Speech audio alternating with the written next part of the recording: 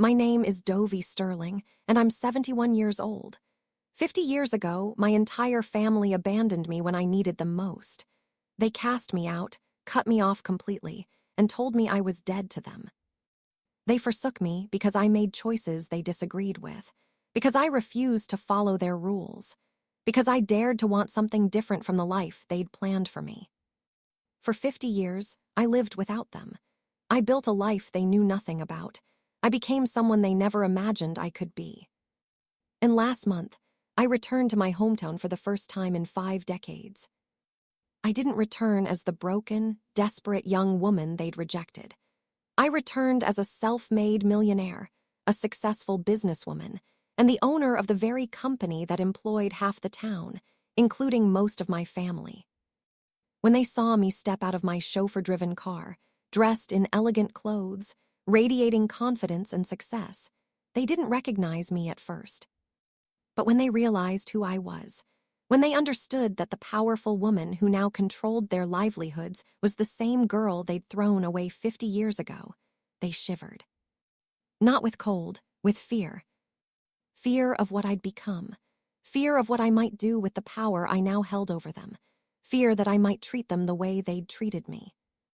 And they were right to be afraid. Because I hadn't forgotten what they did to me. I hadn't forgiven the abandonment, the cruelty, the years of pain and struggle they'd caused. I'd come back for a reason, and they were about to discover what happens when you forsake someone who refuses to stay forsaken. But to understand why my return terrified them so much, you need to know the story of how it all began. I was born in 1954 in a small town in Mississippi called Clearwater. Population, 3,000. The kind of place where everyone knew everyone, where family reputation mattered more than anything, and where tradition ruled every aspect of life. My family, the Sterlings, were one of the most respected families in town. My father, Judge Sterling, owned the town's only bank. My mother, Pearlie Sterling, was president of every social club that mattered. My 3 older brothers, Royal, Homer, and Burl, all worked at the bank and were being groomed to take over the family business. I was the youngest and the only daughter. Born in 1954 when my mother was 42, I was an unexpected surprise. But I was loved, at least I thought I was. Growing up, I was taught that Sterling women had one path: marry well, support your husband, raise respectable children, and uphold the family name. Education was fine, but only as preparation for being a good wife. Ambition beyond marriage was inappropriate. Independence was selfish. I followed that path obediently until I was 21 years old. In 1975, everything changed. I fell in love with Artie Washington, a man I met while attending secretarial school in Jackson, Mississippi. Artie was kind, intelligent, hardworking, and deeply in love with me. He was studying to be an accountant. He came from a working-class family. He had dreams of starting his own accounting firm someday. And he was black. In 1975, Mississippi, that was all my family needed to know. When I told my parents I wanted to marry Artie, my father's reaction was immediate and violent. "Absolutely not," Judge said, his face red with rage. "I won't allow it. You will not disgrace this family." "Daddy, I love him," I said. "He's a good man, he treats me well, he has a future." "He's black, Dovie," my mother interrupted. "That's the end of the discussion. You cannot marry him. People would talk. Our family's reputation would be destroyed." "I don't care about reputation," I said. "I care about being happy." "Then you're selfish," my father said coldly. "You're willing to destroy your family's standing in this community just so you can follow some foolish infatuation." "It's not infatuation," I insisted. "It's love, real love, and Artie and I are getting married whether you approve or not." The room went silent. My 3 brothers, who'd been listening from the doorway, looked shocked. "If you marry that man," my father said slowly, "you are no longer my daughter. You are no longer a Sterling. You will be dead to this family." "Judge, don't," my mother started. "I mean it," my father interrupted. "Dovie, if you marry him, you will never set foot in this house again. You will receive no inheritance. We will not acknowledge you exist. You will be completely and permanently cut off from this family." I looked at my mother, hopping for support. She looked away. I looked at my brothers. Royal shook his head. Homer looked uncomfortable but said nothing. Beryl actually nodded in agreement with our father. "So that's it?" I asked, tears streaming down my face. "You'll forsake me, your own daughter, your own sister, just because I'm marrying someone you don't approve of?" "You're forsaking us," my father corrected. "By choosing this disgraceful path, you're the one breaking this family apart." "No," I said, finding strength I didn't know I had. "You're the ones breaking it. You're the ones choosing prejudice over family, and I won't let you control my life." "Then get out," my father said. "Pack your things and leave, and never come back." I left that night. At 21 years old, with 2 suitcases of belongings and $47 to my name, I walked away from the only family I'd ever known. My mother stood at the window watching me leave. She didn't say goodbye. She didn't try to stop my father. She just watched. That was the last time I saw any of them for 50 years. Artie and I married 3 weeks later in a small ceremony in Jackson. No family attended, neither his nor mine. Artie's family had disowned him too. Not because I was white, but because his parents were deeply religious and believed he should marry within their church. When he chose me instead, they cut him off just as my family had cut me off. So we started our life together with nothing. No family support, no financial safety net, no connections to help us get established. Just each other.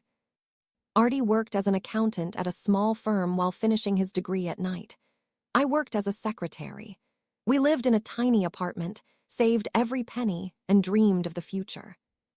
"One day, I'm going to have my own accounting firm," Artie told me, "and I'm going to be so successful that your family will regret ever turning you away." "I don't need them to regret it," I said. "I just need us to be happy." "We will be," Artie promised. "I'll make sure of it." And he did. For 11 beautiful years, we were happy. In 1986, when I was 32 and Artie was 34, tragedy struck. Artie had finally opened his own accounting firm 3 years earlier. It was small but growing. We had a modest house. We had savings. We were planning to start a family. Then Artie was diagnosed with pancreatic cancer. He fought for 8 months. We spent every dollar we had on treatment, doctors, experimental therapies. I took out loans. I borrowed from anyone who would lend to us. Nothing worked. Artie died in February 1987, leaving me widowed at 33 with $80,000 in medical debt and a struggling accounting firm I didn't know how to run. I was devastated, lost, alone. And I thought about going home, going back to my family, admitting they'd been right, begging for their help. I even drove to Clearwater one day, parked outside my parents' house, and sat there for an hour trying to find the courage to knock on the door. But I couldn't do it, because going back would mean admitting that choosing love had been a mistake, that marrying Artie had been wrong. And it wasn't wrong. Those 11 years with Artie were the happiest of my life. I wouldn't trade them for anything, not even my family's acceptance. So I drove away from Clearwater without knocking on the door, and I made a promise to myself I would survive this. I would build something from the ashes of my tragedy, and I would never, ever need my family's help or approval. The next 5 years were the hardest of my life. I tried to keep Artie's accounting firm running, but I had no experience and no business degree. Clients left. Revenue dropped. I was drowning in debt.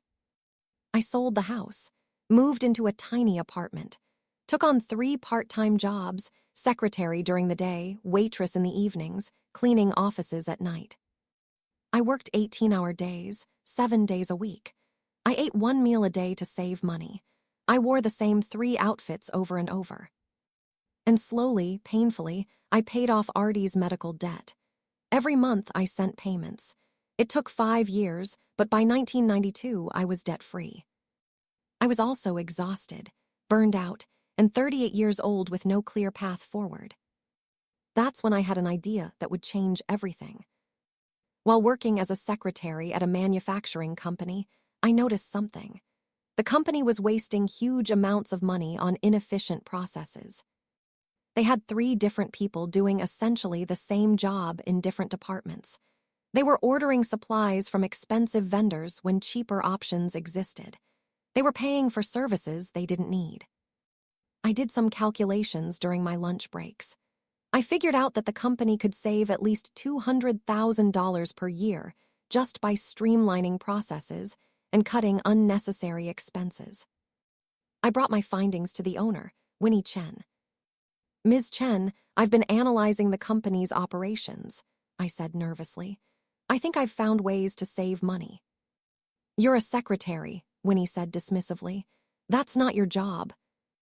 "I know," I said, "but I was married to an accountant. I learned a lot about business efficiency from him, and I really think you should look at this." I showed her my analysis. Winnie studied it carefully. "This is actually impressive," Winnie admitted. "You really think we can save $200,000? "At least," I said, "maybe more." "If you're right, I'll give you a $5,000 bonus," Winnie said. "And a promotion, how about that?" I implemented my recommendations. Within 6 months, the company had saved $230,000. Winnie kept her promise. She promoted me to operations manager and gave me a $5,000 bonus. But more importantly, she gave me an idea. I was good at this. I was good at finding inefficiencies and fixing them. I was good at saving companies money. What if I did this professionally? In 1993, at age 39, I started my own business consulting firm, Sterling Solutions. I used the $5,000 bonus as seed money. I rented a tiny office. I created business cards and brochures. I cold called small and medium-sized businesses offering my services. "I can analyze your operations and find ways to save money," I told potential clients. "You only pay me if I actually save you money, 20% of first-year savings. If I save you nothing, you owe me nothing." It was a risky business model, but it worked, because I was good at what I did. My first client was a small manufacturing company. I saved them $150,000 in the first year. They paid me $30,000. My second client was a regional restaurant chain. I saved them $400,000.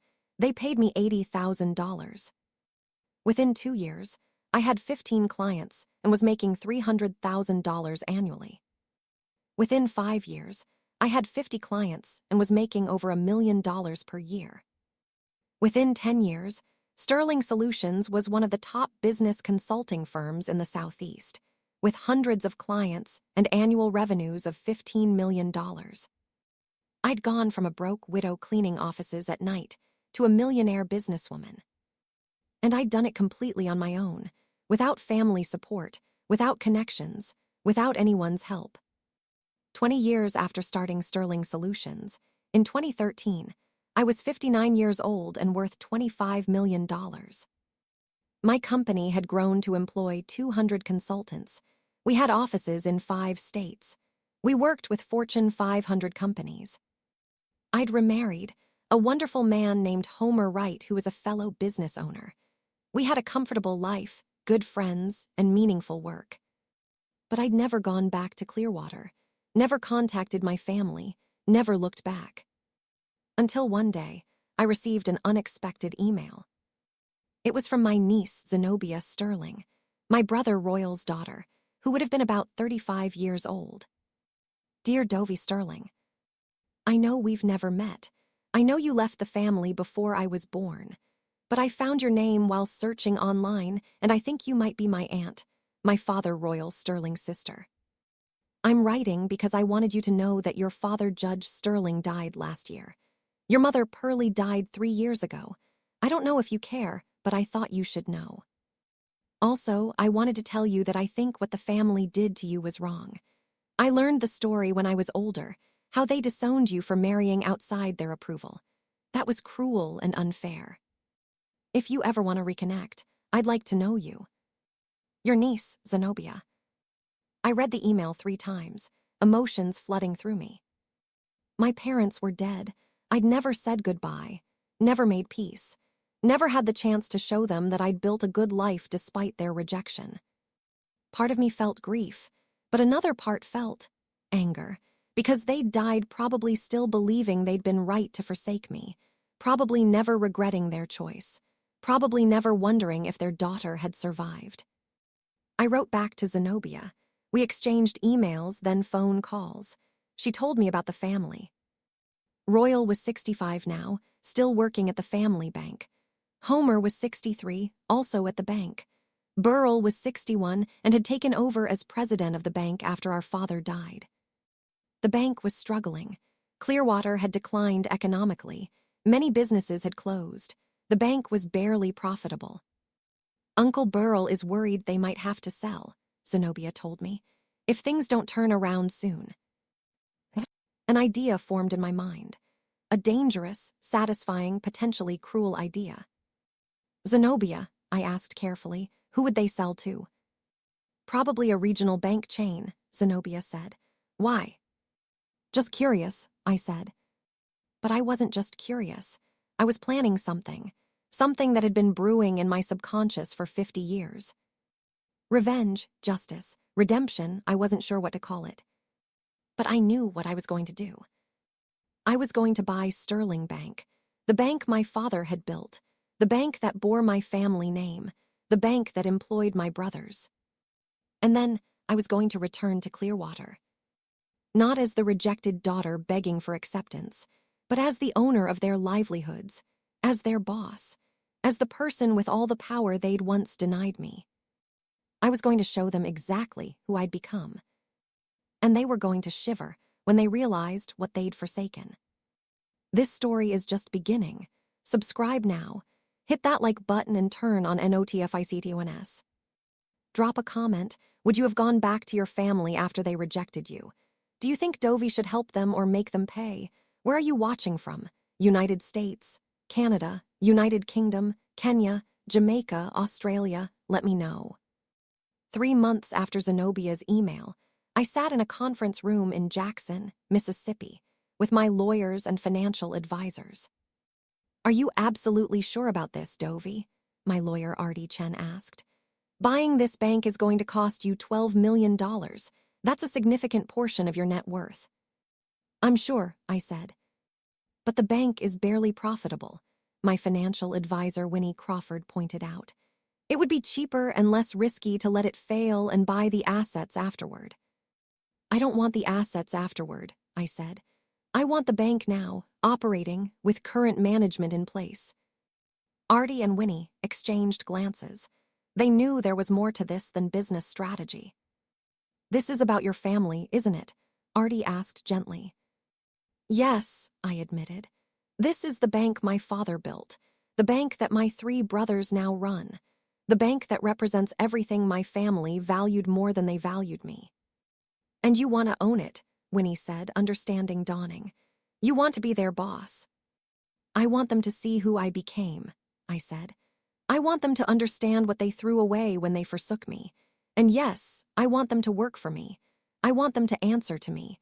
I want them to realize that the daughter they cast out is now the person who controls their livelihood. That's intense, Artie said. They were intense when they disowned me, I said. They were intense when they told me I was dead to them. They were intense when they refused to help me when I was drowning in debt after my husband died. So yes, I'm being intense now. Will you fire them? Winnie asked. I don't know yet, I said honestly. That depends on how they react, but I'm not doing this just for revenge. I'm also doing it because I can turn that bank around.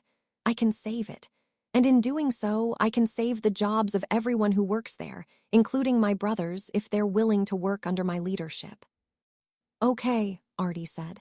If you're committed to this, let's make it happen. Sterling Bank was owned by a holding company that my brothers had formed after my father's death. Royal owned 40%, Homer owned 30%, Burrell owned 30%. They were desperate to sell. The bank was losing money. They were hemorrhaging customers to larger regional banks. They were drowning in outdated technology and inefficient operations. My team reached out to them through intermediaries, never mentioning my name. We presented ourselves as a private equity firm interested in acquiring small community banks. The offer was simple: $12 million cash for 100% ownership of the bank. Take it or leave it. My brothers took 3 weeks to consider. During that time, I learned everything about the bank through my consultants. The problems were exactly what I'd expected: poor management decisions, resistance to modernization, refusal to adapt to changing markets. The same kind of inefficiencies I'd been fixing for 20 years in other companies. I could turn this bank around in 2 years, maybe less. Finally, my brothers accepted the offer. The sale was scheduled to close in 30 days. On that day, ownership would transfer to me, and I would become the new owner of Sterling Bank. But my brothers still didn't know who was buying their bank. The paperwork showed a corporate entity, Sterling Solutions Holdings LLC. They had no idea that Sterling Solutions was my company, that the buyer was me. They wouldn't find out until closing day, and I was going to be there in person to tell them. 30 days later, I drove to Clearwater for the first time in 50 years. The town had changed. Many businesses I remembered were closed. The streets looked worn and tired. The population had clearly declined. But Sterling Bank still stood in the center of town, a beautiful old building my father had been proud of. It looked exactly as I remembered it. I parked my car down the street and walked to the law office where the closing was scheduled to take place. My brothers were already there, sitting in the conference room with their lawyer. I watched them through the window before entering. Royal was 65 now, his hair completely gray. He looked tired, stressed. Homer was 63, heavier than I remembered, with worry lines etched deep in his face. Burrell was 61, the youngest of my brothers, but he looked oldest, worn down by the stress of trying to save a failing bank. They'd aged, they'd struggled, they'd faced challenges I knew nothing about. But they'd faced those challenges with family support, with each other, with the resources and connections my father had left them. I'd faced my challenges alone, and I'd succeeded anyway. I took a deep breath and walked into the conference room. My brothers looked up as I entered. They didn't recognize me at first, just saw an elegant older woman in business attire with their lawyer Artie Chen. "Gentlemen, this is the buyer," Artie announced. "Allow me to introduce." "Dovie Sterling," I said, finishing his sentence. "Or I was Dovie Sterling. Now I'm Dovie Wright, but I'm sure you remember me." The room went completely silent. Royal's mouth fell open. Homer's face went pale. Burrell actually stood up, his chair scraping loudly. "Dovie," Royal whispered, is it really you?" "It's really me," I confirmed. "But how? You're the buyer," Homer asked, confusion and shock mixing in his voice. "I'm the buyer," I said calmly. "Sterling Solutions Holdings is my company. I'm purchasing Sterling Bank. As of this afternoon, I'll be the owner and you'll be my employees." "This is impossible," Burrell said. We thought you were. We haven't heard from you in 50 years. 50 years, 3 months and 12 days, I corrected. To be exact. That's how long it's been since Daddy threw me out of the house for marrying a man he didn't approve of. That's how long it's been since all 3 of you stood by and let him disown me." "Dovie, we were young," Royal started. "You were 28, 26, and 24, I interrupted. "Old enough to speak up, old enough to defend your sister, but you didn't. You chose family loyalty over basic decency." "Where have you been?" Homer asked. "What happened to you?" "I built a life," I said simply. "I married Artie Washington. We had 11 beautiful years together before he died of cancer. Then I spent 5 years paying off his medical debt while working 3 jobs. Then I started a business consulting firm that's now worth over $30 million. Then I remarried a wonderful man and built a successful, fulfilling life. All without any of you," I added. "Without family support, without help, without anyone who was supposed to love me unconditionally." The brothers exchanged glances, clearly struggling to process this information. "So you're successful?" Burrell asked weakly. "Very," I confirmed. Which is why I can afford to buy your failing bank for $12 million cash, which I'm about to do, unless you'd rather not sell to me. They didn't respond. They were trapped and they knew it. They needed this sale. They needed the money. They had no other options. Shall we proceed with the closing? My lawyer Artie asked. Wait, Royal said. Dovey, can we talk before we sign anything, please? I considered. You have 5 minutes. My brother's lawyer and my team left the room, giving us privacy. Royal spoke first. Dovey, I know we failed you 50 years ago. I know we should have defended you. I know we should have stayed in contact even after Daddy disowned you. But we were scared, Homer added. Daddy controlled everything, our jobs, our futures, our inheritance. We were cowards and we let him bully us into abandoning you. I'm sorry, Burl said quietly. We've talked about it over the years, about how wrong we were, about wondering what happened to you, about whether you were okay. But you never reached out, I said. Never tried to find me, never checked if I was alive or dead. We thought you hated us, Royal said. We thought you'd never want to hear from us after what we did. You were right about the hatting you part, I said coldly.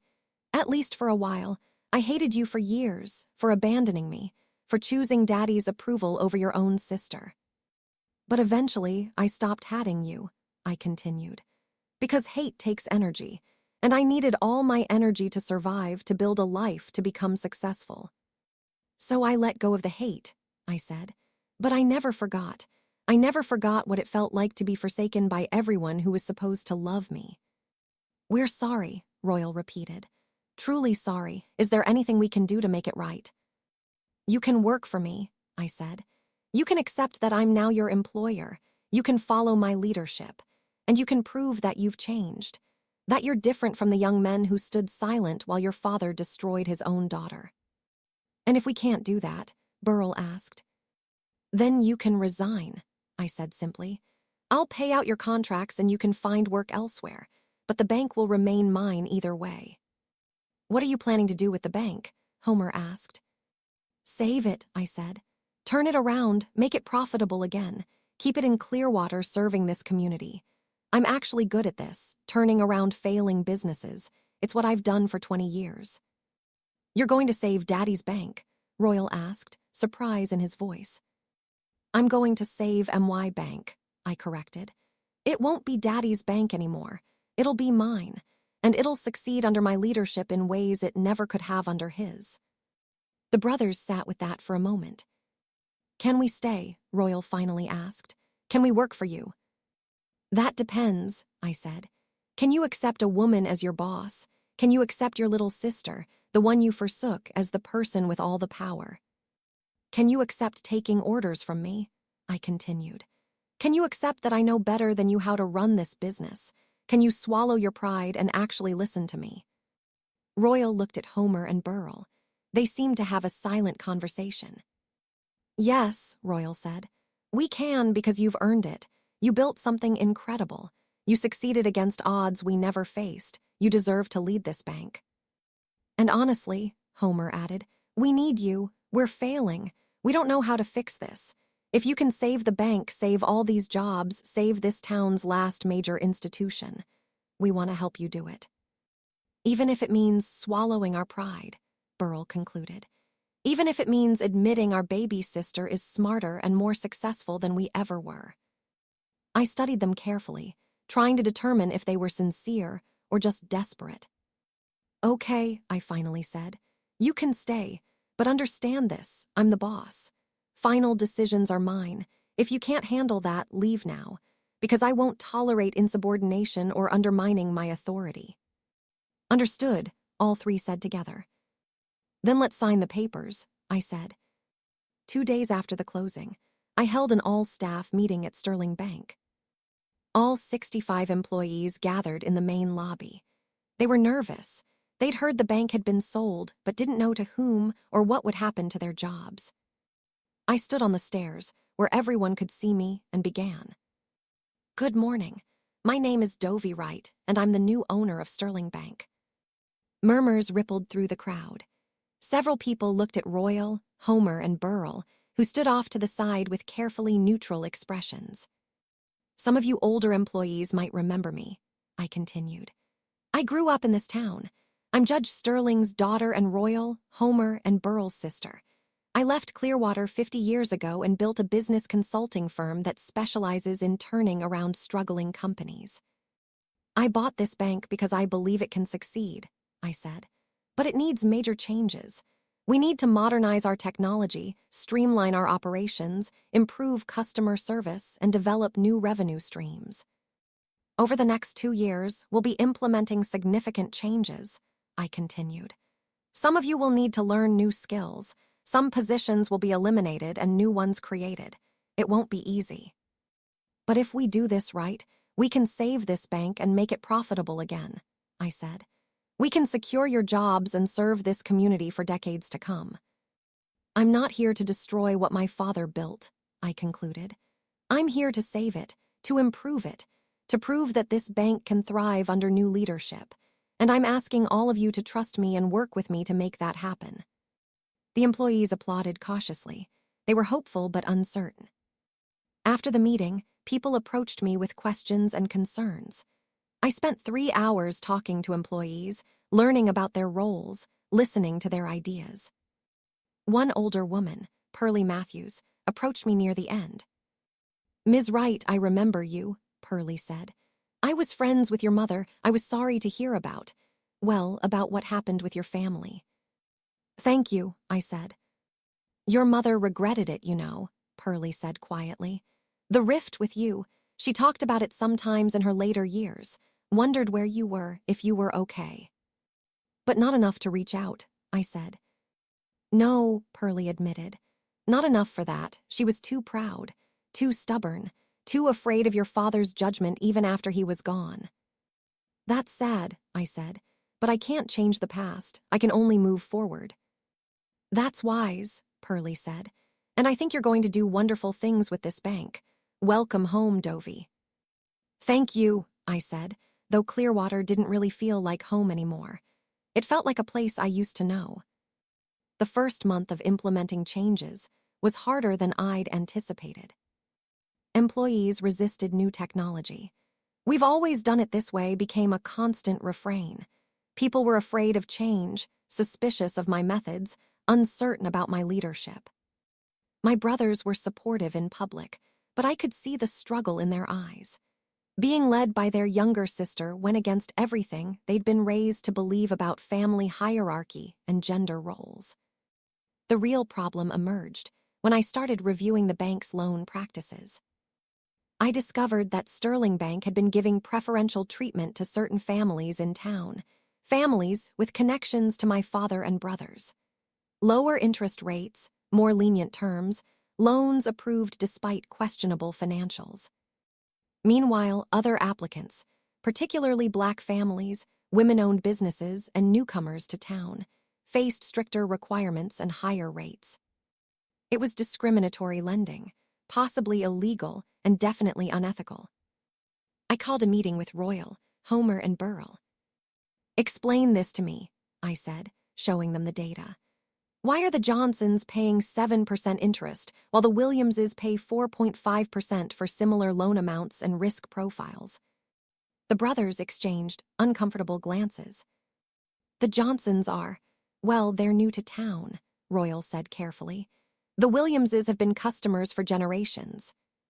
The Johnsons are Black, I said bluntly. That's the real difference, isn't it? Dovey, it's not that simple, Homer started. It's exactly that simple, I interrupted. You've been engaging in discriminatory lending practices. Did Daddy teach you this? It's how banking worked in this town, Burl said defensively. You take care of families you know, families with history, families who look like you, I finished. White families, well-connected families, while everyone else gets worse terms or denied entirely. This ends now, I said firmly. We're going to review every loan in our portfolio. We're going to correct discriminatory rates. We're going to implement fair lending practices that treat everyone equally regardless of race, gender, or connections. Dovey, if we do that, we'll lose some of our best customers, Royal protested. The families who have been with us for decades will be insulted if we raise their rates to match what everyone else pays. Then let them be insulted, I said. I'd rather lose racist customers than continue discriminatory practices. This bank will operate ethically, or it won't operate at all. You're going to destroy everything Daddy built, Burrell said angrily. Good, I said coldly, because what Daddy built was racist and wrong, and I'm going to replace it with something better. Burrell stood up and walked out. Homer looked torn but followed him. Royal stayed behind. Dovey, you're right, Royal said quietly after they'd left. What we've been doing is wrong. I see that now. But you need to understand, we were taught these practices by Daddy. We were taught that this was how you protect your community, your people. Your white people, you mean, I said. Yes, Royal admitted. Our white people, and breaking out of that mindset is hard, especially when it's all you've ever known. I was taught the same things, I said, but I married Artie anyway. I chose love over prejudice. I chose right over tradition. You can make that choice too, all of you can. I'll try, Royal said. I'll support your changes, but Burrell and Homer, they're going to fight you on this. Let them fight, I said. I didn't come back here to make everyone comfortable. I came back to do what's right. 2 months after I took over the bank, the confrontation I'd been expecting finally came. Burrell requested a private meeting. When I arrived in my office, I found all 3 brothers waiting for me. This is an intervention, Burrell said without preamble. We need to talk about the direction you're taking this bank. I'm listening, I said calmly. You're destroying decades of relationships, Homer said. You've offended half our established customers with these fair lending practice changes. Several major accounts have threatened to move to other banks. Let them move, I said. I won't compromise ethics to keep racist customers. It's not about racism, Burrell insisted. It's about relationships. It's about taking care of the people who have been loyal to this bank. Taking care of them by giving them unfair advantages while discriminating against others, I asked. That's not loyalty, that's corruption. You don't understand this town, Burrell said. You left 50 years ago. You don't know these people, these relationships, how things work here. I understand perfectly, I said. This is a town that's dying because it refuses to change, because it clings to old prejudices and discriminatory practices, and this bank is dying for the same reason. If we want to survive, we need to serve everyone in this community fairly, I continued. We need to attract new customers, new businesses, new families. We can't do that while maintaining discriminatory practices that drive people away. You're naive, Burrell said. You think you can just change everything overnight. You think you can impose your big city values on a small town that doesn't want them. These aren't big city values, I said. These are basic human values, treating people fairly, judging customers by their creditworthiness rather than their skin color or connections. That should be universal, not regional. We made a mistake letting you buy this bank, Burrell said coldly. We should have sold to someone who understands and respects our traditions. Your traditions include discrimination, I said. I don't respect that. I never will. Then maybe you should sell the bank back to us, Burrell suggested. We'll give you your money back. You can leave. Go back to Jackson where you belong. No, I said simply. No, Burrell repeated. No, I'm not selling. No, I'm not leaving. And no, you don't get to force me out just because you don't like the changes I'm making, I said firmly. Then we quit, Burrell announced, standing up. Homer and I are resigning, effective immediately. Homer stood as well, though he looked less certain than Burrell. Royal remained seated. Are you coming? Burrell asked Royal. No, Royal said quietly. Dovey's right. What we've been doing is wrong. I'm staying to help fix it. Burrell's face reddened with anger. You're betraying your own brothers for her. I'm choosing what's right, Royal said. Something we should have done 50 years ago when we let Daddy disown her. Fine, Burrell said. Enjoy working for your little sister, Homer.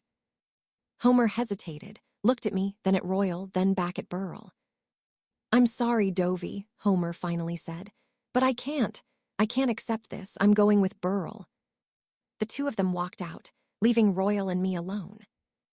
I'm sorry, Royal said. They'll come around eventually, I hope. And if they don't? I asked. Then they don't, Royal said. But you're still doing the right thing, and I'm going to help you.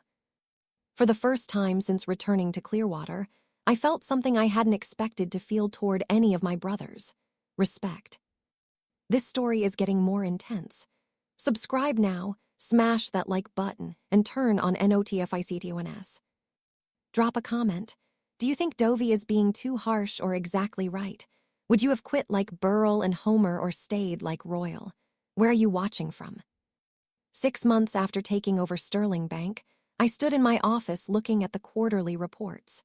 The numbers told a story I'd been hopping to see, but hadn't been certain would materialize. Deposits were up 18%. New customer accounts had increased by 34%. Loan applications from previously underserved communities had tripled. And for the first time in 3 years, Sterling Bank was profitable. We'd done it. Against resistance, against tradition, against my own brother's opposition, we'd turned the bank around. But the journey to this point had been far from smooth. 4 months after I took over the bank, the Clearwater Town Council called an emergency meeting. The topic: Sterling Bank's new direction. The meeting room was packed. Over 200 people attended, nearly 10% of the town's population. Many were angry. I sat in the front row with Royal beside me. Burl and Homer sat on the opposite side of the room, pointedly avoiding eye contact with us. The council president, Sterling Davis, opened the meeting. We're here tonight to discuss concerns about Sterling Bank's recent policy changes, Sterling said. Several citizens have expressed worries about how these changes affect our community. Ms. Wright, would you like to address these concerns? I stood and walked to the microphone. Thank you for the opportunity, I began. I know change is difficult. I know many of you have concerns about the direction I'm taking Sterling Bank, but I want to explain why these changes are necessary. When I took over the bank, I discovered that it was failing, I continued. Losing money, losing customers, losing relevance. The old ways weren't working anymore. I also discovered discriminatory lending practices that were not only unethical but potentially illegal, I added. Different interest rates and terms based on family connections, race, and social status rather than creditworthiness. Murmurs rippled through the crowd. Those practices have ended, I said firmly. Sterling Bank now operates on fair lending principles. Everyone is evaluated by the same criteria. Everyone gets the same rates if they have the same credit profile. That's not fair, someone shouted from the crowd. I recognized him, Homer Chen, owner of one of the town's largest businesses. My family has banked with Sterling for 4 generations. We deserve preferential treatment for our loyalty. You deserve fair treatment, I corrected.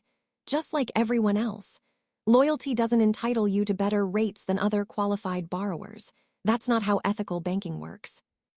Ethical banking, Burl Stone stood up, one of the town's wealthiest developers. You come back here after 50 years and lecture us about ethics.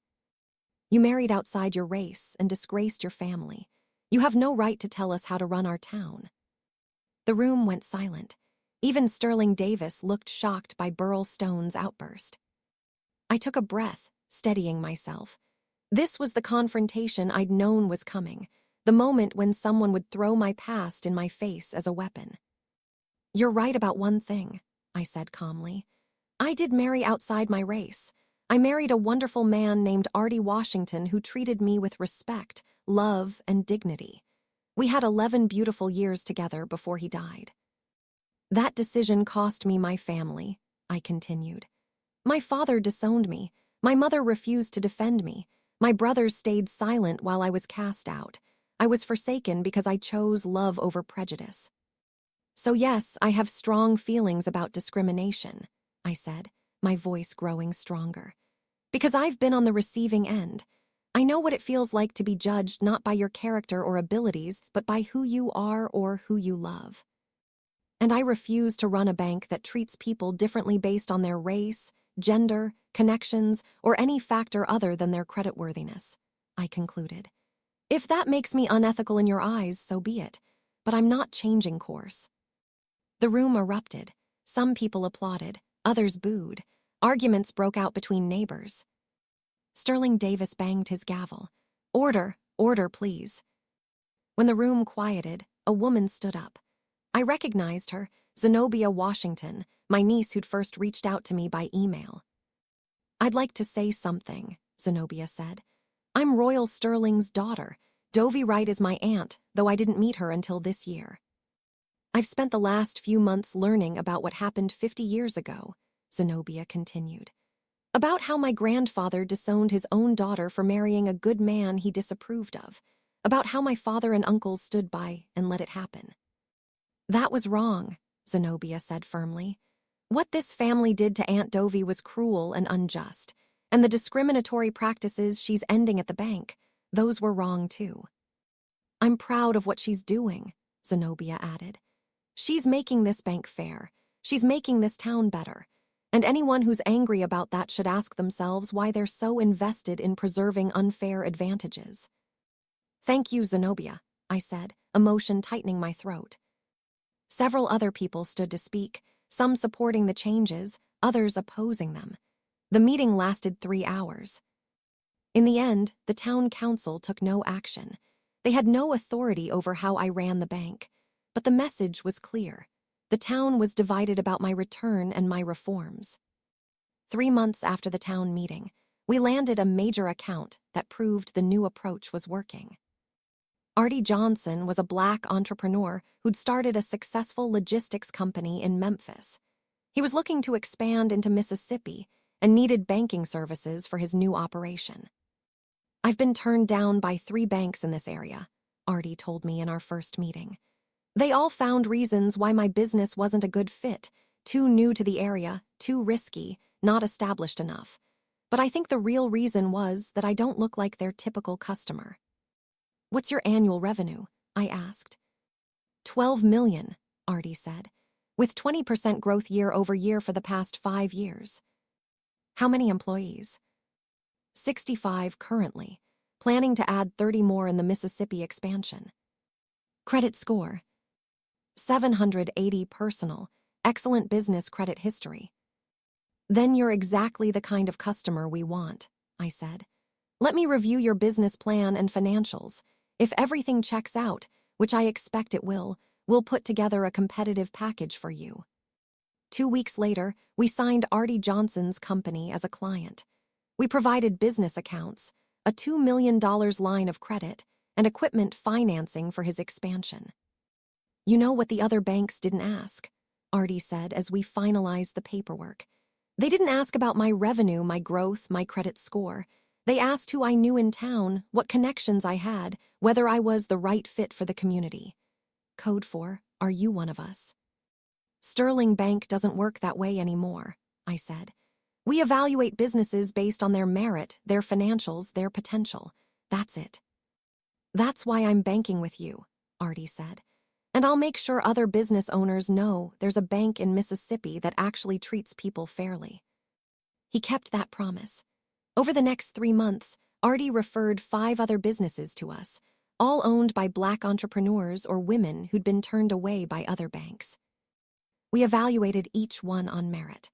We approved 3, declined 2 based on legitimate financial concerns, and grew our commercial lending portfolio by $8 million. The strategy was working. By serving everyone fairly, we were attracting customers that our competitors were turning away. We were growing while they stagnated. 2 months before the quarterly reports that showed our success, Zenobia invited me to a family dinner. Just you, me, Dad, and my mom, Zenobia said. No Uncle Homer or Uncle Burl, no extended family, just us. I think Dad wants to talk to you. I agreed hesitantly. Royal and I had maintained a professional relationship at work, but we'd never discussed our personal history. We'd never processed what had happened 50 years ago. The dinner was at Royal's house, a modest home on the edge of town. His wife Artie greeted me warmly. Dovey, I'm so glad you could come, Artie said. Royals told me so much about you. I'm sorry we're meeting under such complicated circumstances. Thank you for having me, I said. Royal looked nervous as we sat down to dinner. Zenobia tried to keep conversation light, but the tension was palpable. Finally, after the meal, Royal spoke. Dovey, I owe you an apology, Royal said. Not just for what happened 50 years ago, though I definitely owe you an apology for that, but for everything since. For not supporting you more publicly when you returned. For not standing up to Homer and Burl stronger. For being a coward. You've been more supportive than your brothers, I pointed out. That's a low bar, Royal said. You deserved better. You deserved brothers who would have fought for you back then, who would have defended you against Daddy, who would have kept in contact even after he disowned you. Why didn't you? I asked, the question I'd been holding for 50 years. Fear, Royal admitted. Daddy controlled everything, our jobs, our futures, our sense of identity. We were raised to believe that family loyalty meant obedience to his authority, that questioning him was betrayal. So we let him disown you, Royal continued, tears forming in his eyes. We watched him throw away his own daughter and we said nothing. We convinced ourselves it was your choice, your fault. That you'd chosen this outcome. But it wasn't your choice, he said. It was our cowardice, and I've regretted it every day since. Why didn't you reach out after Daddy died? I asked. After he couldn't control you anymore. By then, too much time had passed, Royal said. We told ourselves you'd moved on, built a new life, wouldn't want to hear from us. But really, we were ashamed. Ashamed of what we'd done. Ashamed to face you. I'm sorry, Dovey, Royal said, his voice breaking. I'm so sorry for forsaking you, for all the years we lost, for making you face life alone when you should have had family supporting you. I sat with his words for a long moment. Part of me wanted to stay angry, to refuse forgiveness, to make him hurt the way I'd hurt. But another part, the part that had spent 50 years building a life, finding love, creating success, understood that holding on to anger only hurt me. I accept your apology, I finally said. I'm not ready to say we can be close siblings again. Too much damage has been done. But I'm willing to try to build something new. A relationship based on who we are now, not who we were then. I'll take that, Royal said, relief washing over his face. Thank you. There's something else I want to say, Royal added. What you're doing at the bank, the changes, the fair lending practices, standing up to the old guard, it's right. It's what Daddy should have done, what we all should have done. You're not destroying his legacy, Royal said. You're redeeming it. You're making Sterling Bank something we can actually be proud of. Thank you, I said. That means more than you know. 1 month before the quarterly reports, Homer called me and asked for a private meeting. We met at a coffee shop outside of town, neutral territory. Homer looked tired, older than his 63 years. He'd aged significantly since I'd last seen him. Dovey, I want to apologize, Homer began without preamble. For quitting the bank, for fighting your changes, for everything, really. What changed? I asked. Reality, Homer said simply. I've been watching the bank from the outside. I've seen it start to succeed under your leadership.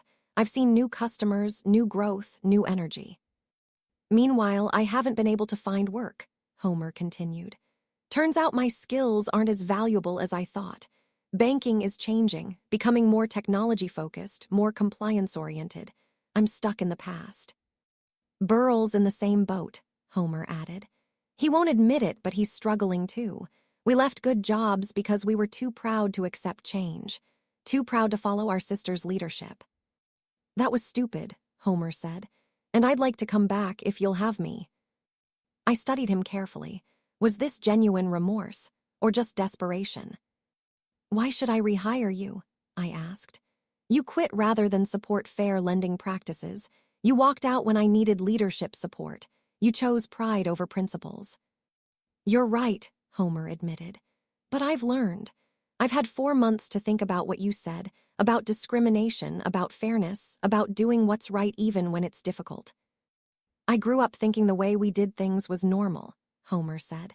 That taking care of our people was loyalty, not discrimination, but you've made me see it differently. I see now that we weren't being loyal, we were being exclusive, he continued. We were preserving advantages for some people at the expense of others, and that's wrong. So I'm asking for a second chance, Homer concluded. Not at my old position. I know I haven't earned that back, but maybe somewhere in the bank where I can learn, contribute, and support what you're building. I'll think about it, I said. That's more than I deserve, Homer said. Thank you. 2 weeks later, I rehired Homer, not as an executive, but as a loan officer. A significant step down from his previous role, but an opportunity to prove himself. He accepted without complaint and started work immediately. Which brought me to today, standing in my office with the quarterly report showing our success. Royal knocked on my door. You wanted to see me. Come in, I said. Look at these numbers. Royal reviewed the report, his eyes widening. We're actually profitable, significantly profitable. We are, I confirmed. 18% deposit growth, 34% increase in new customers, triple the loan applications from previously underserved communities, and a 12% profit margin. You did it, Royal said, amazement in his voice. You actually turned this bank around. We did it, I corrected.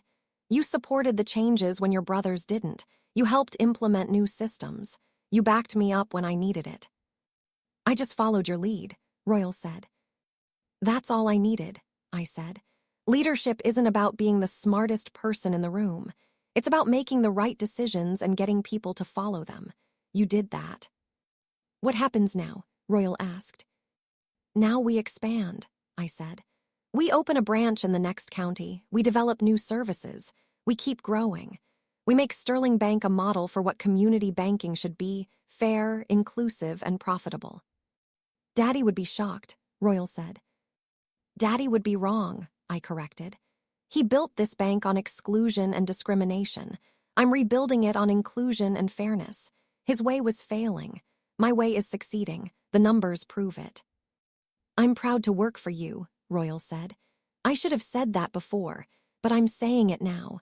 I'm proud to be your brother and proud to support what you're building. Thank you, I said, feeling emotion well up. That means everything. That evening, the bank hosted a community appreciation event, a celebration of our success, and a thank you to customers who'd supported us. Over 300 people attended. The event was held in the town square, with food, music, and speeches. I stood on the small stage and addressed the crowd. 6 months ago, I returned to Clearwater after 50 years away, I began. Many of you didn't know me. Some of you remembered me as Judge Sterling's daughter who left in disgrace. I came back as the new owner of Sterling Bank, I continued. And I brought changes that many of you resisted: fair lending practices, equal treatment for all customers, modern technology and services. Some of you were angry, I acknowledged. Some of you moved your accounts to other banks. Some of you said I was destroying tradition and disrespecting my father's legacy. But I want to show you something, I said, displaying the quarterly report on a screen. These are our numbers from the last 6 months. We're growing faster than we have in a decade. We're serving more customers than ever. And we're profitable for the first time in 3 years. This success didn't come from preserving the old ways, I said. It came from embracing change, from serving everyone fairly, from being the bank that welcomes everyone, not just the select few. Sterling Bank is now a place where a young Black entrepreneur can get a fair business loan, I continued. Where a woman starting a business is evaluated the same as a man, where newcomers to town are treated the same as families who have been here for generations. And because of that, we're thriving, I concluded. So thank you to everyone who gave us a chance, to everyone who supported these changes, to everyone who believed that Clearwater can be a town that values fairness over tradition. The applause was thunderous. Not everyone clapped. I could see pockets of resistance in the crowd, but the majority seemed genuinely happy about the bank's success. After my speech, people approached to congratulate me, share their own stories, and express support. One elderly Black woman, Pearl Washington, pulled me aside. "Ms. Wright, I need to tell you something," Pearl said. "My grandson applied for a car loan at Sterling Bank 3 years ago. He was denied despite having good credit and a steady job. He went to a bank in the next county and got approved immediately." "I'm sorry that happened," I said. "When you took over, he was skeptical," Pearl continued. "But he applied again last month, and this time he was approved. Same credit, same job, same loan amount, but different result." "That's what fair lending looks like," Pearl said, tears in her eyes. "That's what it means to be treated equally, and my family is grateful to you for bringing that change to this town." "Thank you for sharing that," I said. "That's exactly why I'm doing this." As the event wound down, I noticed someone standing at the edge of the crowd, watching. It was Burl, my youngest brother who'd quit rather than accept my leadership. He didn't approach, just watched. Then slowly he walked away. Royal noticed too. "He's struggling," Royal said quietly. "He won't admit it, but he regrets leaving." "He made his choice," I said. "Maybe," Royal said. "But Dovey, would you consider giving him another chance if he asked?" I thought about it.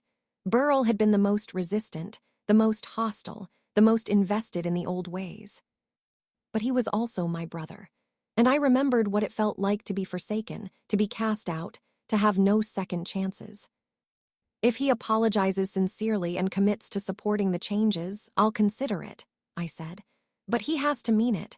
No more resistance. No more undermining, full support or nothing."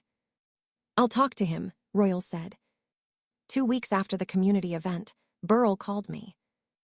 "Dovey, can we talk?" he asked, his voice humble, a tone I'd never heard from him before. "Yes," I said. We met at the bank after hours. Burl looked defeated, humbled, nothing like the confident man who'd quit 6 months ago. "I was wrong," Burl said without preamble. "About everything, about the changes you made, about fair lending, about how to run a bank, about you." "What changed your mind?" I asked. "Reality," Burl said. "I've been trying to find work for 6 months.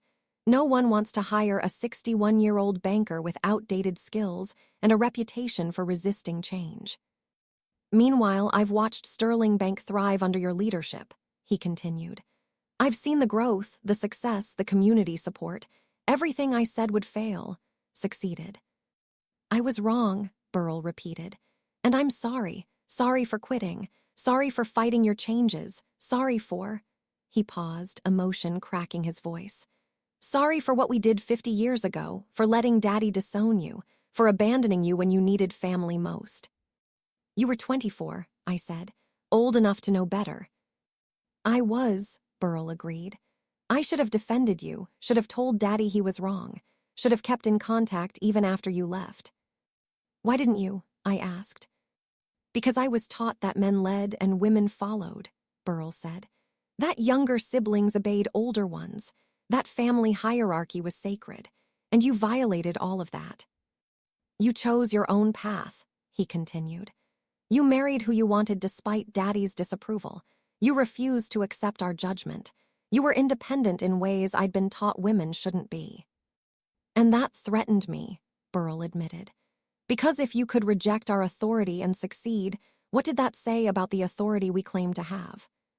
"So I let Daddy cast you out," he said. "I convinced myself you'd chosen this, that you'd brought it on yourself, that your suffering was your fault, not ours." "But it wasn't," Burl said, tears now streaming down his face. "It was our fault, our cruelty, our prejudice. And I've spent 50 years trying to justify what we did when I should have spent 50 years trying to fix it." "I can't give you back those years," he said. "I can't undo the harm, but I can tell you you were right, about Artie, about choosing love over prejudice, about standing up for what you believed, about all of it." "And I was wrong," he concluded, "and I'm sorry." I sat with his apology for a long moment. Burl, the brother who'd been most like our father, who'd defended tradition most fiercely, who'd resisted change most stubbornly, was finally seeing clearly. "I accept your apology," I said, "and I'll offer you the same thing I offered Homer, a second chance. Not at your old position, but somewhere you can contribute and prove you've changed. Thank you, Burrell said. That's more than I deserve. Probably, I agreed. But everyone deserves a second chance, even people who didn't give me one. Subscribe now, smash that like button, and turn on notifications. Drop a comment. Should Dovey give Burrell another chance? Do you think the brothers' apologies are sincere? Where are you watching from? 2 years after I returned to Clearwater, I stood at the ribbon-cutting ceremony for Sterling Bank's second branch, located in the neighboring county of Harrison, serving a community that had been without a local bank for 5 years.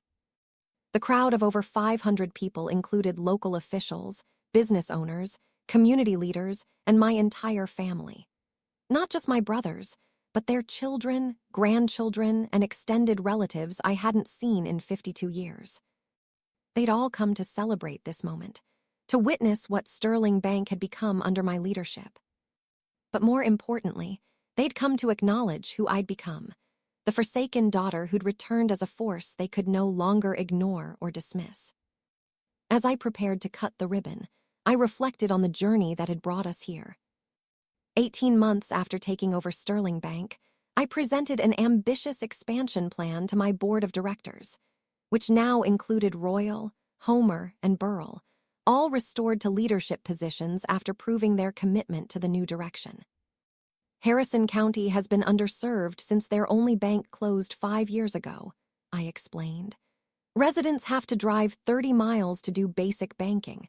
Small businesses struggle without access to commercial lending. It's an opportunity. It's also a risk, pointed out Artie Washington, one of the external board members I'd recruited.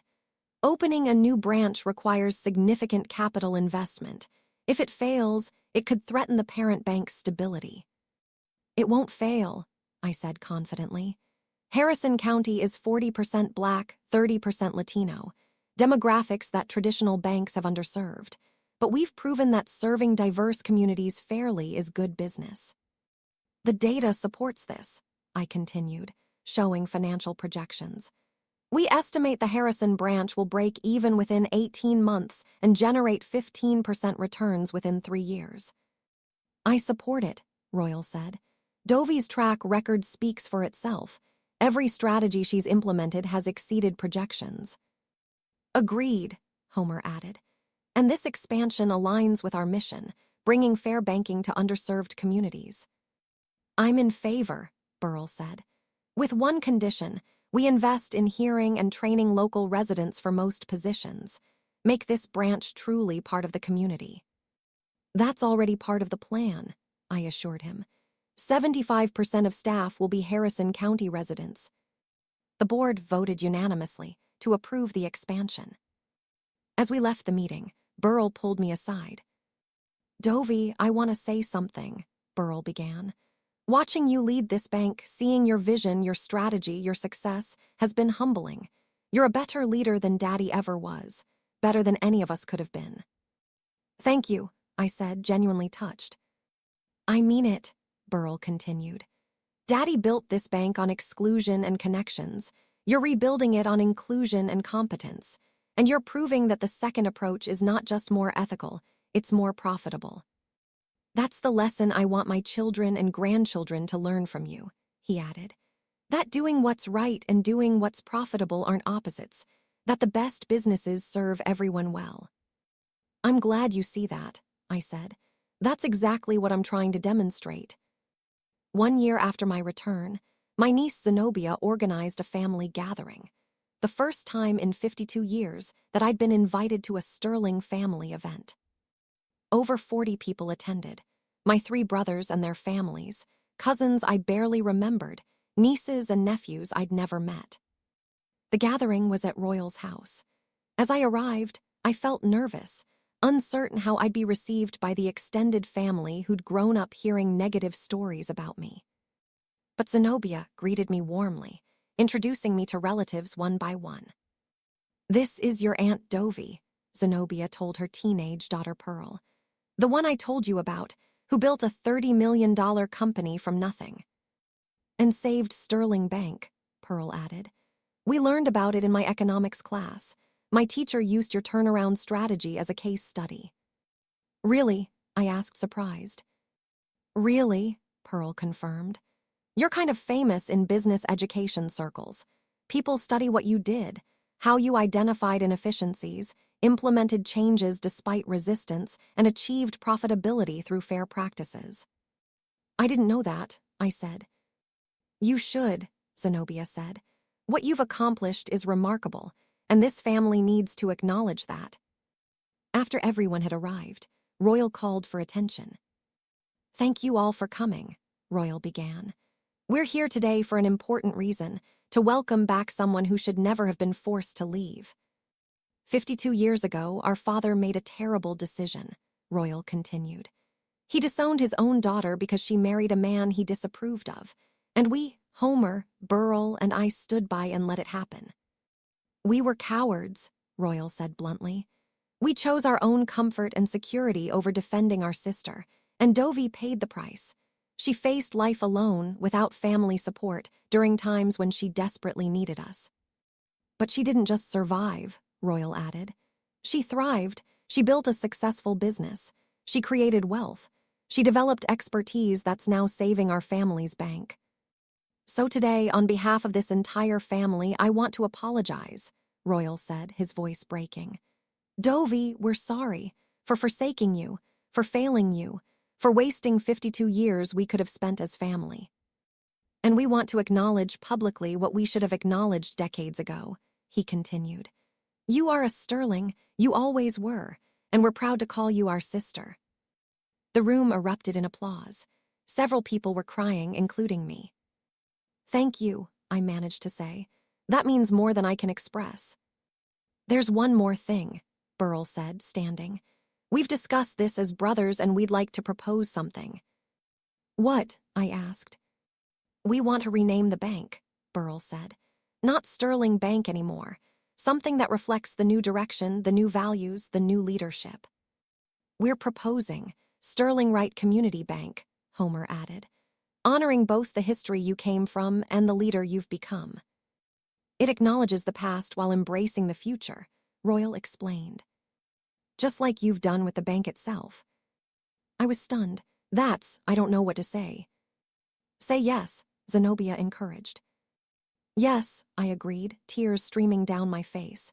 "Yes, that would be an honor." 6 months before the ribbon-cutting ceremony, Royal approached me with a box. "I found these in the attic," Royal said. "They were hidden in Mama's things after she died. I think you should read them." The box contained letters, dozens of letters in my mother's handwriting, all addressed to me but never sent. I took the box home and spent an evening reading through them. They were dated from 1975 through 2010, spanning 35 years. December 1975. "My dear Dovey, it's been 6 months since you left. I think about you every day.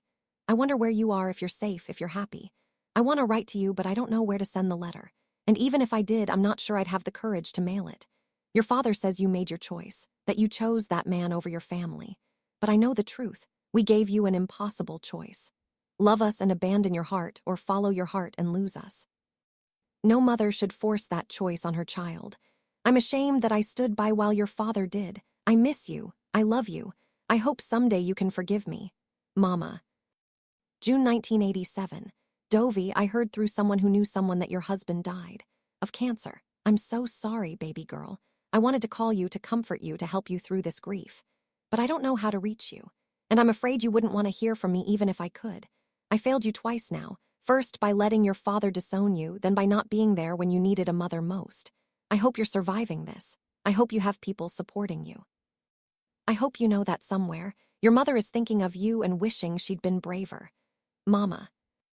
April 2001. "Dovey, your father died today. Heart attack. He went quickly. In his final years, he never spoke of you, never acknowledged he had a daughter beyond the suns. It was like you'd never existed. But I knew, I remembered. And in quiet moments, I thought he remembered too. I saw something in his eyes sometimes, regret maybe, or just stubbornness, refusing to admit he'd been wrong. I wanted to find you, to tell you he was gone, to give you the chance to come home if you wanted. But Royal and Homer said to leave it alone. That you'd moved on, built a new life, wouldn't want to be reminded of us. Maybe they were right. Or maybe I'm still a coward, finding excuses not to reach out. I'm sorry, Dovey, for everything. Mama. November 2010, the last letter. My dear Dovey, I'm dying. Cancer, the doctors say. I have maybe 6 months left. I've spent 55 years as a mother, and my greatest regret is how I failed you. How I let fear and cowardice destroy my relationship with my only daughter. You were brave. You chose love over prejudice. You stood up for what you believed in. You were everything I should have been but wasn't. I never mailed these letters. I told myself it was because I didn't know where to send them. But really, I was afraid. Afraid you'd reject me the way we rejected you. Afraid I'd have to face what I'd done. So these letters will die with me, unsent. And you'll never know how much I thought about you, worried about you, missed you. I hope you've had a good life, Dovey. I hope you found love again after Artie died. I hope you built something meaningful. I hope you're happy. And I hope, somehow, you can forgive a cowardly old woman who loved you but wasn't brave enough to show it. Your mama. I finished the last letter with tears soaking the paper. My mother had thought about me, had regretted what happened, had wanted to reach out but couldn't find the courage. It didn't excuse what she'd done, didn't erase 52 years of silence, didn't restore the relationship we could have had. But it meant something. It meant I wasn't unloved, just forsaken by people who were too weak to stand up for their love. Did you read them? Royal asked when I called him. I did, I said. I'm sorry she never sent them, Royal said. I'm sorry none of us were brave enough to bridge the gap while she was alive. Me too, I said. But at least now I know she thought about me. She regretted what happened, that's something. It's not enough, Royal said, but it's something. 3 months before the ribbon cutting, something unexpected happened that vindicated everything I'd been working toward. The Mississippi Banking Commission released a report on discriminatory lending practices across the state. They'd investigated hundreds of banks following complaints from minority communities about unfair treatment. Sterling Wright Community Bank received the highest possible rating for fair lending practices. We were one of only 5 banks in the entire state to achieve that distinction. The report specifically praised our commitment to equal treatment regardless of race, gender, or social connections, and highlighted our success in profitably serving previously underserved communities. Within days, we received calls from business publications, banking associations, and community organizations wanting to learn from our model. I was invited to speak at the Mississippi Bankers Association annual conference, an organization my father had once been president of. Standing at that podium, looking out at hundreds of bankers who represented the old guard of Mississippi banking, I felt the weight of the moment. Many of you knew my father, Judge Sterling, I began. He built Sterling Bank on relationships, connections, and what he called traditional banking values. But those traditional values included discrimination, I said bluntly. Different rates for different people, different treatment based on who you knew rather than your creditworthiness, exclusion of communities that didn't look like the traditional customer base. When I took over the bank 2 years ago, I ended those practices, I continued. Not because I was trying to destroy my father's legacy, but because I was trying to save the bank. And because discrimination is wrong regardless of how traditional it might be. Many people told me I'd fail, I said. That fair lending wouldn't be profitable. That serving diverse communities wouldn't work in small-town Mississippi. That I was destroying everything my father built. But the numbers tell a different story, I continued, displaying our growth metrics. In 2 years, we've doubled our customer base, tripled our commercial lending, and achieved 23% profit margins, the highest in the bank's 70-year history. We did this by serving everyone fairly, I emphasized, by evaluating every customer by the same criteria, by welcoming everyone, not just a select few. And we proved that doing what's right is also good business, I concluded. That inclusion isn't just ethical, it's profitable. That the future of banking isn't about preserving old traditions.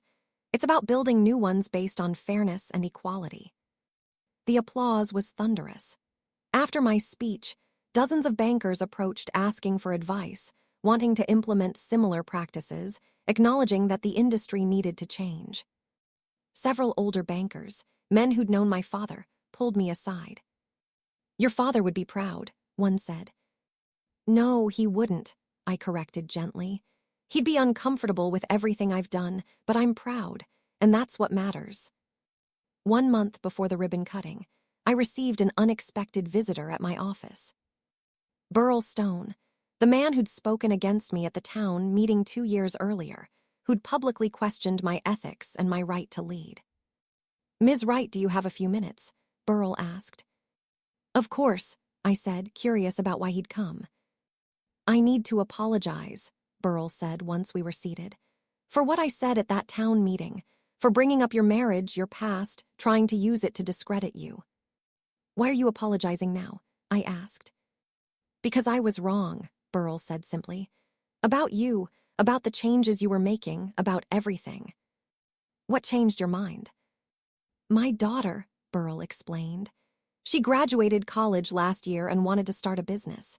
She applied for a loan at 3 different banks, all rejected her. Said her business plan wasn't viable, she didn't have enough experience, it was too risky.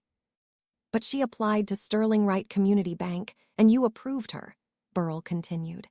"You evaluated her plan objectively, saw its potential, and gave her a chance. Her business is thriving now," he added. "She's hired 5 employees, she's profitable, she's succeeding. And it's because you gave her a fair evaluation instead of dismissing her because she's young or female or new to business." "I approved her loan because it was a good investment," I said. "That's all." "That's exactly my point," Burl said. "You judge people on merit, on their actual qualifications and potential, not on who they know or what they look like or how they fit traditional expectations." "I was wrong to oppose that," he admitted. "I was wrong to defend a system that excluded people who deserved chances, and I'm sorry." "Thank you," I said. "That takes courage to admit." "You showed courage 52 years ago when you chose love over your family's approval," Burl said. "The least I can do is show a little courage now by admitting I was wrong." Which brought me to today, the ribbon-cutting ceremony for Sterling Wright Community Bank's Harrison County branch. I stood at the podium looking out at 500 people, a diverse crowd representing the community we were now serving. 2 years ago, I returned to my hometown after 52 years away, I began. I came back as the owner of my family's bank, bringing changes that many people resisted. Today, I stand before you not as someone asking for acceptance, but as someone who's earned respect through results, I continued. Sterling Wright Community Bank is now the fastest-growing bank in Mississippi. We serve more diverse communities than any competitor, and we're the most profitable we've been in decades. This new branch represents our commitment to bringing fair banking to underserved areas, I said. Harrison County has been without a local bank for 5 years. Residents have struggled to access basic financial services. Small businesses have faced barriers to capital. That ends today, I announced. This branch will serve everyone in Harrison County with the same fairness, respect, and quality service we've brought to Clearwater. But more than that, this branch represents something bigger, I added. It represents what happens when you refuse to be defined by rejection, when you build something meaningful despite being forsaken, when you use your success to help others rather than seeking revenge against those who hurt you. 52 years ago, my family told me I was dead to them, I said. Today, they're standing here supporting me, not because they have to, but because they've seen what can be built when you choose principles over prejudice, when you choose inclusion over exclusion, when you choose doing what's right over doing what's comfortable. I gestured to my 3 brothers, standing in the front row. Royal, Homer, Burl, you forsook me once, I said. But you've spent the past 2 years proving you've changed, supporting these changes, growing as leaders and as people. Thank you. They nodded, tears visible in their eyes. To everyone here today, I concluded, thank you for giving Sterling Wright Community Bank a chance. Thank you for supporting fair banking practices. Thank you for being part of building a more inclusive, equitable financial system. And to anyone who's ever been forsaken, rejected, or told you weren't good enough, know this, your story isn't over, I said firmly. You can build something amazing. You can prove them wrong. You can become more than they ever imagined. I did, and you can too. The applause was deafening. People stood, cheered, celebrated not just the new branch, but everything it represented. As I cut the ribbon, I looked at my family. Brothers who'd once abandoned me now proudly supporting me. Nieces and nephews who saw me as a role model. Grandnieces and grandnephews who'd learned that success comes from character, not connections. They'd forsaken me once, but they'd shivered when they saw who I became. Not in fear, in awe, in respect, in recognition that the daughter and sister they'd cast aside had become someone remarkable. And that was worth more than any apology, any reconciliation, any family acceptance. Because I'd done it myself, built a life and legacy that couldn't be denied. I was Dovey Wright, forsaken daughter, self-made millionaire, banking innovator, and proof that rejection doesn't define you. Your response to rejection does. 1 year after the Harrison branch opened, I celebrated my 73rd birthday with my entire family at a gathering that would have been unthinkable just 3 years earlier. Over 60 people attended, 3 brothers and their families, extended relatives, close friends, and employees who'd become like family. But the highlight was a surprise presentation by Zenobia. "Aunt Dovey, we wanted to do something special for your birthday," Zenobia announced. "So we've established the Dovey Wright Scholarship Fund." She unveiled a plaque. "The Dovey Wright Scholarship Fund, supporting young people who choose love over prejudice, principles over tradition, and courage over comfort. The fund will provide college scholarships to students who have faced family rejection for their choices," Zenobia explained. "Students who have been told they're not good enough, not worthy, not deserving, but who persevere anyway. We're starting with $500,000, contributed by your brothers. They're children and community donors," Zenobia added, "and it'll grow every year." I was speechless. Tears streamed down my face as the full weight of what this meant hit me. My brothers, the men who'd once forsaken me, were now honoring me by helping others who'd been forsaken. "This is the legacy I want to leave," I finally managed to say.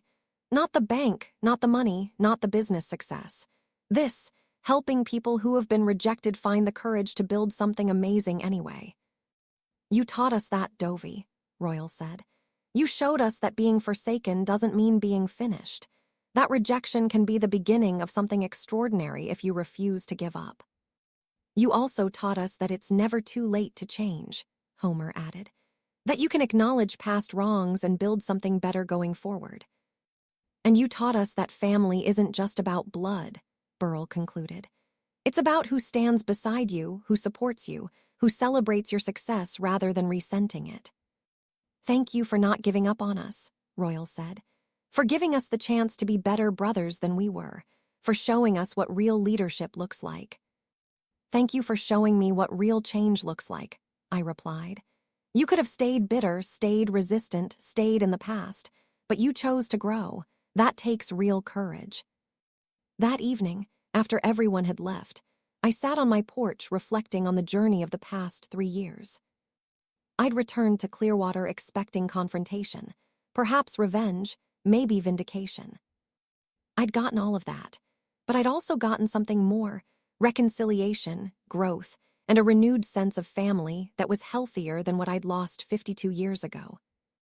My family had forsaken me once, cast me out for choosing love over their approval, made me face life alone when I needed them most.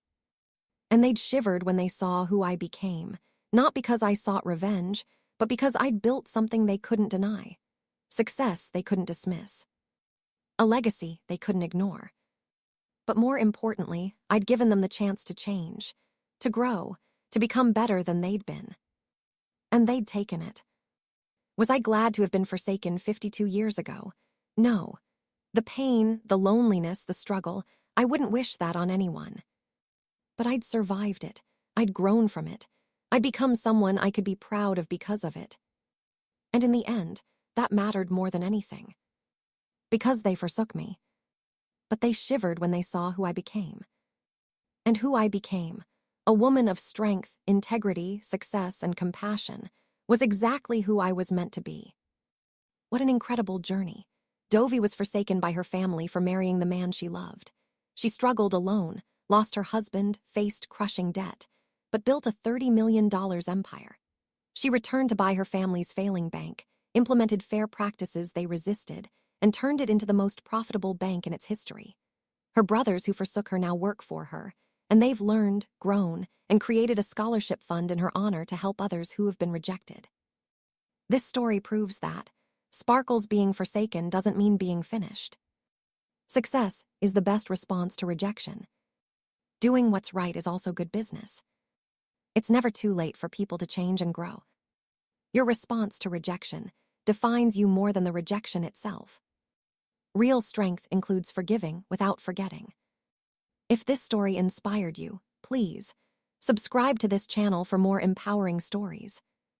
Smash that like button. Turn on notifications for new video. Drop a comment. What part of Dovey's journey inspired you most? Have you ever been forsaken by people you loved? How did you respond? Where are you watching from? United States, Canada, United Kingdom, Jamaica, South Africa, Australia, Trinidad, India, Philippines? Let me know.